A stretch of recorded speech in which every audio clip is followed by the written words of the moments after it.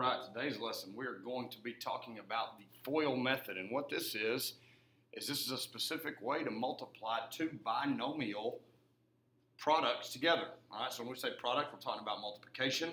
All right, just to review, right here in example 1a, x plus 3 is called a binomial. It is two terms. Terms are made up of different variables or numbers. If it just has an x, or if it just has a y, or if it just has a plain number, those are each terms that can make up. A binomial is two terms. If it was a trinomial, it would be three terms. FOIL is specific for multiplying two-term problems. So you probably know this, but as a review, the F in FOIL stands for first. The O in FOIL stands for outer or outside. The I in FOIL stands for inner or inside. And the L in FOIL stands for last. So that's the type of, or the order that we're going to multiply these terms. And you can follow example 1a right here, and you can see how it works. Again, if you've learned this some other way, some people have done something called the box method. I've seen several ways to multiply these. Do what's best for you and what works for you. The bottom line is FOIL is just the distributive property. So if you're good at the distributive property, don't be freaked out. This is something you can do. So these two binomial factors here are x plus 3 times x minus 5. So we're going to do first. That is the first term in each binomial. X times x gives us x squared, and I'll write it down here. Outer is the outside terms of each factor. X is on the outside, negative 5 is on the outside. I multiply those together. I get negative 5x. Inner is the, so I'm sorry, we just did outer. Inner is the two inside terms of this product. That would be positive 3 times x. We're multiplying. We've got to know that plus 3 means positive 3. No sign in front of this x means positive x. Positive 3 times positive x is positive 3x. Our last terms in the product, positive 3 times negative 5 is negative 15.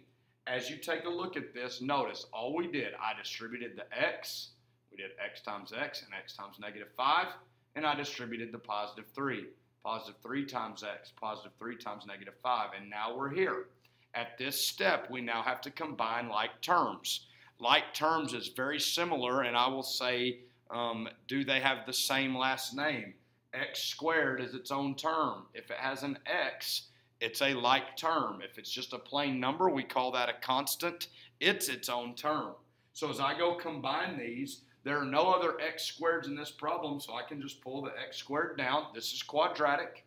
I have a minus 5x and a plus 3x. Those have the same last name or the same term. And now I'm going to do the math between the numbers. Negative 5 plus 3 is negative 2. So I'm going to write negative 2. The last name doesn't change. The like term is still x. Sometimes mistakes are made. People cancel those x terms out. They don't cancel. There's still an x there. So that cleans up to minus 2x. The constant is minus 15. There's nothing else that has the same last name. This would be my final answer. Again, that's example 1. All right, part A. X squared minus 2x minus 15 is the answer. As we go down to example 1b, it's the same exact setup. We have two binomials. They change the letters on us, which doesn't matter. They put coefficients in front of the variables, which doesn't matter. So we're going to write it out. 3y plus 2 times 5y plus 4. All right? Again, both of these are binomial terms. Let me remind you, if you come across some of this stuff that you're like, man, I don't remember what that stuff means. If it's a yellow highlighted word in your book, then you can look that up in the index. You can always just type it into Google. For our intents and purposes, I forgot to tell you guys, we're just on page P6 of the book. If you can't see this very well, then go get one of my class sets in the back corner, and you can open and you can use that. All right, let's use FOIL to multiply these. My first terms, 3y times 5y, I multiply 3 times 5, which is 15. I multiply y times y, which gives us y squared. Note in this problem, it's not an x. That's okay. We're just going to use the variable they gave us. The next part of FOIL is outer, so I'm going to do 3 times positive 4, 3y times positive 4, 3 times 4 gives us positive 12. There's a y here and no y there, so I just need one y there. Now I'm going to do the inner part of FOIL. Positive 2 times 5y. 2 times 5 is positive 10. There's just one y there, so it stays y. You can already see we're going to combine these in a minute once we're ready to clean these up. But let's do the last part of FOIL, which is last. Positive 2 times positive 4 gives us positive 8. If you're not great with multiplying your numbers, or when we get to doing, like in the last problem, we did a positive and a negative multiplied together, please use your calculator or use Desmos to help you out. All right, our like terms are found right there. Those are going to combine. The y's have the same last name. Nothing else does. So 15y squared, I've got to leave alone. There were no other y squareds to combine. Positive 12y and positive 10y, they have the same last name. So 12 plus 10 gives us positive 22. Now, if you had 12 apples and 10 apples and you added them together, you'd have 22 apples.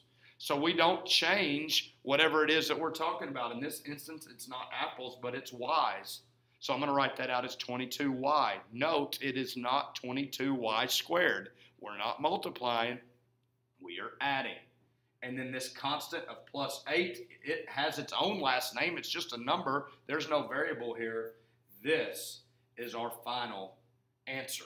And so there's 2 quick examples of how you can FOIL. You'll be working these quite a bit, and it's something that you're probably already good at. If you're not, then you will be practicing. If you are, then you'll be practicing anyways. Come get help from me if you're needing some extra help. But I think that this is something that you can all be pretty successful at. Thank you for your attention.